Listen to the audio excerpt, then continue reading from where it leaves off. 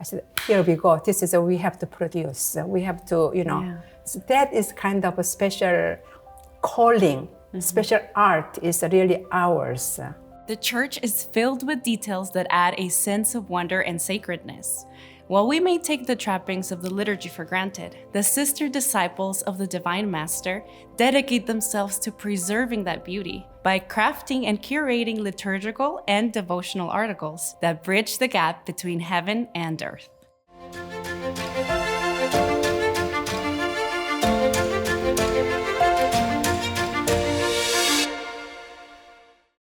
Sister Tiziana and Sister Emmanuel, thank you so much for meeting with us today. It is our pleasure.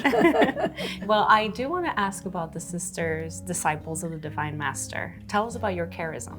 Our charism was born February 10, 1924, by Blessed James Alberione. When very young, he became aware that there was something developing in the world, which is the world of media.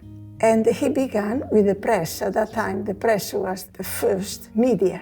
But he realized that this world of media is very delicate and very dangerous. So, with the inspiration of his spiritual director, he thought of setting aside a small group of young women for contemplative apostolic life, to the Eucharistic adoration, in reparation, and in petition for graces for this apostolate.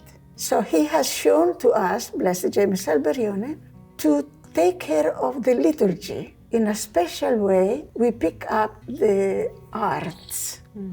Arts as a medium to express the mystery. Our liturgical center is a promotion of our faith. For example, our vestment as Mary made her son's clothing. Our sisters with the prayers and stitch step by stitch for our priest sanctification. And not only clothing, everything is initiate God. God sanctify us. God sanctify whoever uses it, whoever wears it. That is our ministry. How has your congregation fostered, liturgical and artistic growth in the church through the years? At the moment, we are dedicated to the liturgical center, so the display of what is sacred and beautiful, that is useful and is being used in the liturgy. Sacred vessels, sacred vestments, sacred images. Our vocation, our young sisters are given opportunity to develop their gifts.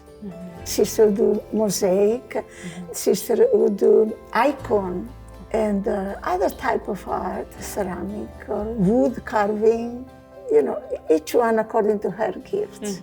How do you feel that art can lead people closer to God? Some specific priest comes to our liturgical center, sister, I'm looking for Jesus crucifying and dying moment. Not only that Christ already died in peaceful like this, something in agony, how much he loved us.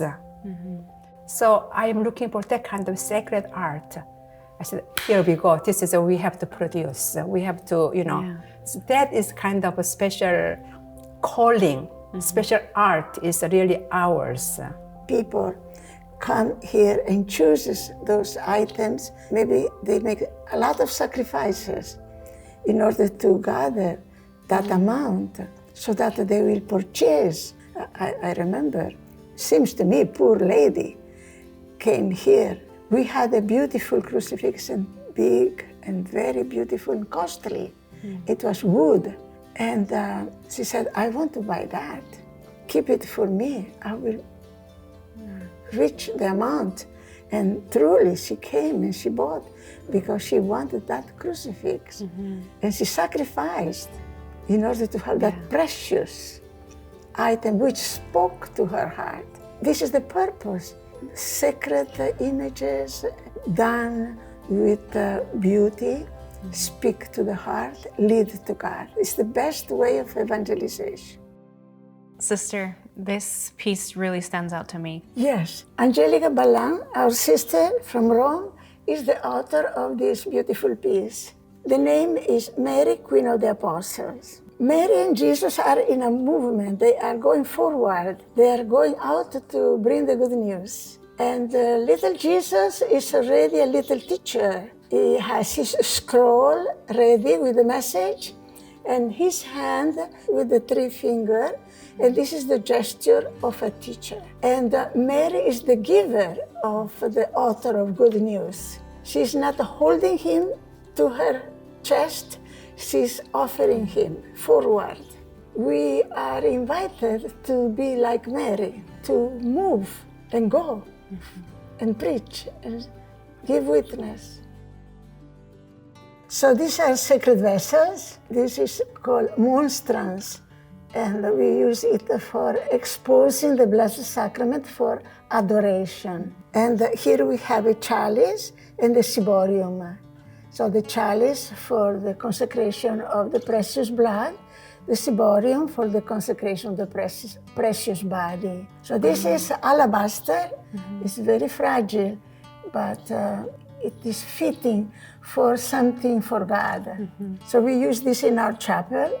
So here we have leaves. In the book of Revelation, the river of life that comes from the altar of God has plants on the right and on the left, and they give fruit, and it is for healing. So the Holy Eucharist is the most healing. So here symbolically is illustrated. I think that's something that we sometimes overlook, these little details that are meant to draw us to God. Yeah. This is another kind of masterpiece for our congregation from Sister Angelica Ballon. This piece of art of the Bethany explains about our charism and the mission as well. Jesus used to go to visit Casa Betania, and whenever Jesus went, Mary always sat down on the foot of Jesus. And Martha, she is busy to accept him, welcome him, to feed him. This is very important for us. Why? Because this is a contemplative and active.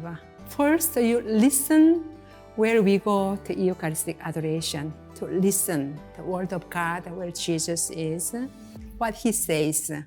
And we come out as Martha to serve the Lord, to serve the humanity, and especially for all the priests who are tired. The priests represent also Jesus. So we welcome them to our house and we serve. But sometimes we are also tired too. So this is a very, very significant for our congregation. Contemplative and active is a combined. That's our ministry. Sisters, thank you so much for having us here today and showing us your beautiful art. Thank you so much for being with us. We expressed ourselves in a simple way through this sacred art. I hope for all those who are seeing, this helps you to get close to God. And may God bless you all. And I believe Sister Tiziana has a special invitation for us. May I invite the young ladies to consider the call of consecrating their life to God and celebrate the divine beauty through liturgical and sacred arts. Come, and your gifts will blossom with us.